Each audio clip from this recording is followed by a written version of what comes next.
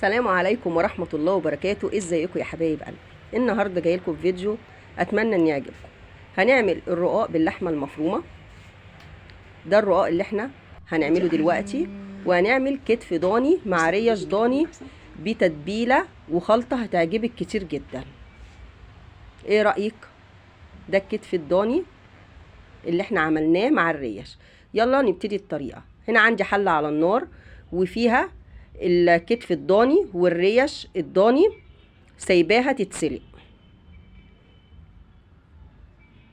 ده الكتف الضاني انا قسماه 2 عشان اولا كبير وفي نفس الوقت يستوي كويس، ودي الريش الضاني.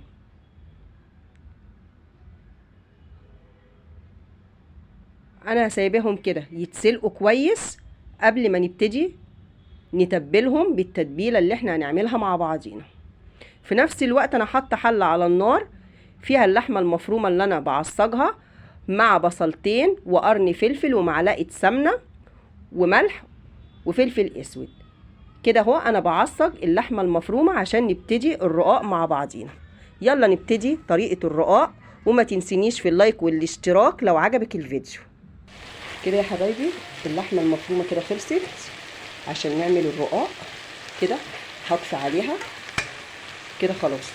تعالوا بقى نشوف الخلطه اللي هنعمل بيها الكتف الضاني، ويلا نعمل الطريقه.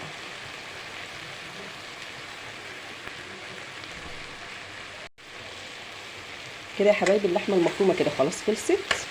دي اللي احنا هنعمل قلنا بيها ايه الرقاق، وهنعمل دلوقتي الخلطه اللي هنتبل بيها الكتف الضاني. تعالوا يلا نعملها مع بعض.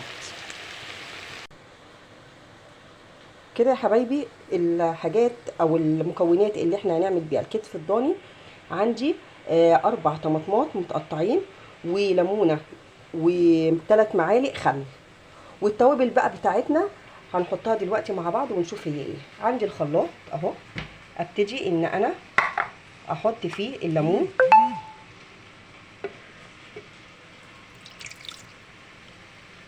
واضيف معلقه سكر صغيره، معلقه مش مليانه، معلقه سكر صغيره دي بتدي طعم جميل جدا للتتبيله ديت. معلقه فلفل اسود مليانه،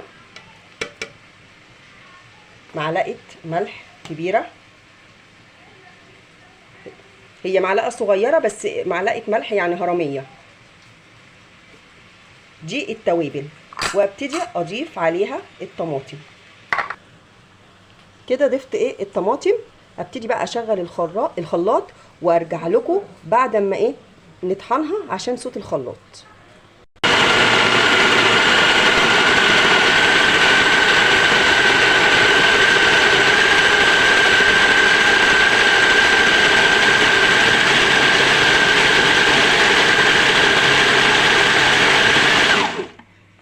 كده انا خلصتها، هضيف لها معلقه صلصه كبيره.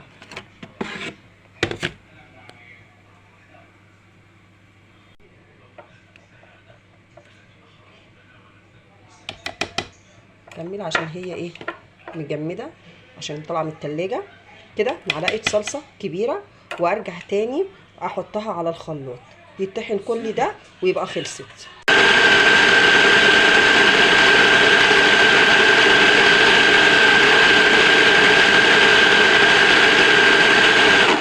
كده هي خلصت كده معايا، وهنبتدي بقى ايه نشوف هنعمل ايه بعد التتبيله ديت.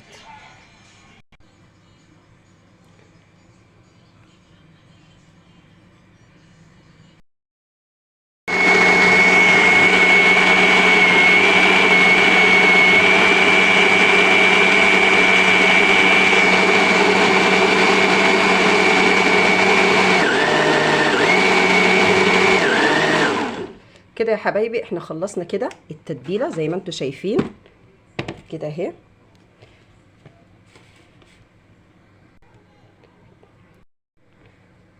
كده التتبيله خلاص اهي كده جهزت معايا، وهنبتدي بقى نعمل بيها الكتف الضاني بتاعنا. يلا بينا نشوف هنعمله ازاي.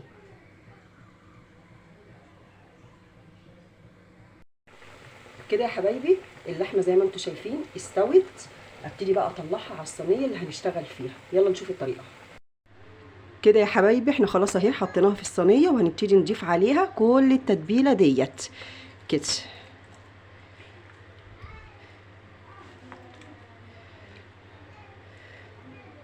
ده زي ما انتم شايفين. واخر خطوه هحط لها الزبده البلدي كده عليها، ونحطها في الفرن. ايه رايكم؟ كده بقى هنرجع لكم بعد ما تخرج من الفرن واوريكم الشكل النهائي للصينيه الحلوه بتاعتنا. كده يا حبايبي احنا جهزنا الشوربه اهو عشان نعمل صينيه الرقاق مع بعضينا. وادي الصينيه اللي هنعمل فيها، وادي الزبده البلدي مسيحينها، اي زبده طبعا انت بتحبي تعملي بيها. وادي اللحمه اللي احنا عصجناها مع بعض. يلا نبتدي صينيه الرقاق مع بعضينا. كده الشوربه اهي. كده اهو جبت الرقاق وهبتدي احط عليه الشوربه.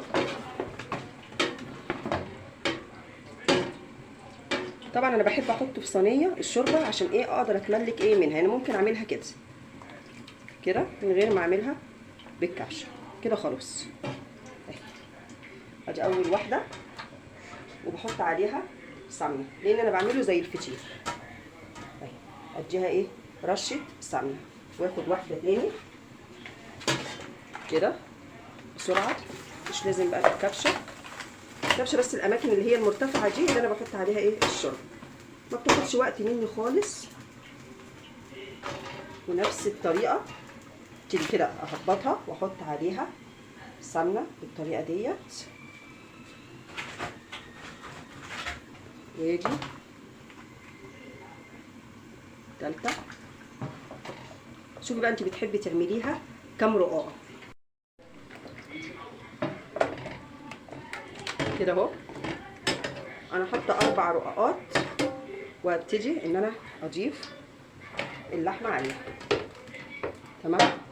فابتدي بقى بهبطها كده كده. احنا خلاص حطينا 4 رقاقات. ابتدي احط ايه اللحمه المفرومه.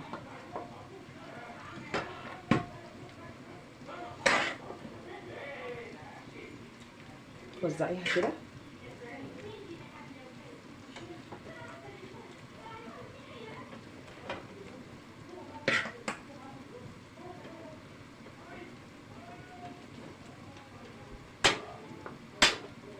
كده.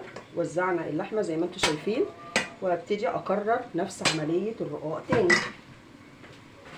نرجع تاني صينيه الشوربه.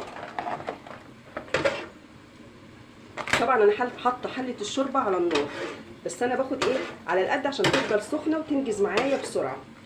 ده لو في حاله ان انا هعمل كذا صينيه كده. احط سمنه عليها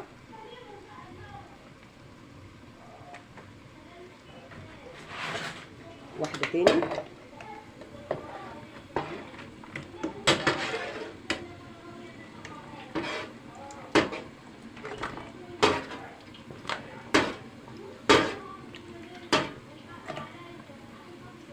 الثانيه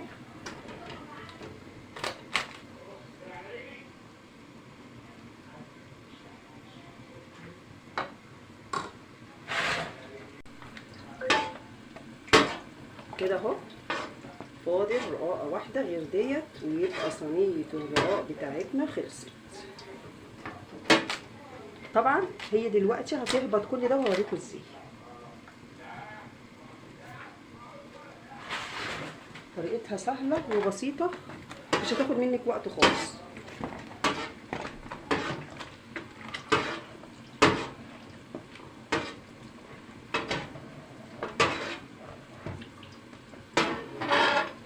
ابتدي بقى ان انا اهبطها كده ماشي كده. واضيف لها كبشه شوربه عشان انا مش عايزاه ناشف قوي، عايزاه زي الفطير اللي احنا بنشتريه كده. واضيف لها السمنه ماشي. وهسيبها 5 دقايق مع الشوربه. هنلاقي كل الصينيه ديت الهيشان ده كله هبط تحت. كده يا حبايبي احنا سيبناها شويه حوالي 5 دقايق قبل ما تخش الفرن. بصوا هبتت ازاي، بقت عامله زي الفطير الطري. هعمل ايه دلوقتي؟ احط لها شويه سمنه من فوق الوش كده.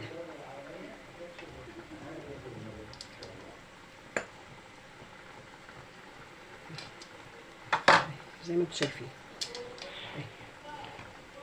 كده. بقى هدخلها الفرن ونوريكم شكلها النهائي بعد ما تخرج.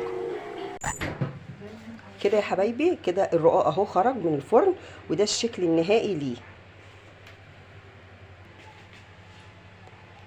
ايه رايكم؟ كده يا حبايب قلبي دي كده شكل الصينيه الاكتاف والريش الضاني بتاعتنا. ايه رايكم فيها بعد ما خرجت من الفرن؟ بصوا النتيجه. ايه رايكم؟ مستويه ودايبه دوب. ايه رايكم؟ الوصفه دي ممكن تنفعك في العزايم في الافراح، وصفه جميله والطعم احلى بكتير. كده يا حبايبي ده الشكل النهائي للرقاق اللي عملناه، وصينيه الكتف الضاني والريش الضاني. ده الشكل النهائي ليها، واتمنى ان الرقاق يعجبكم. ده زي ما انتم شايفين كده الشكل النهائي ليه. وادي الريش جميله وتنفعك كتير في العزومات، صدقيني لو جربتيها هتعمليها على طول. والسلام عليكم ورحمه الله وبركاته.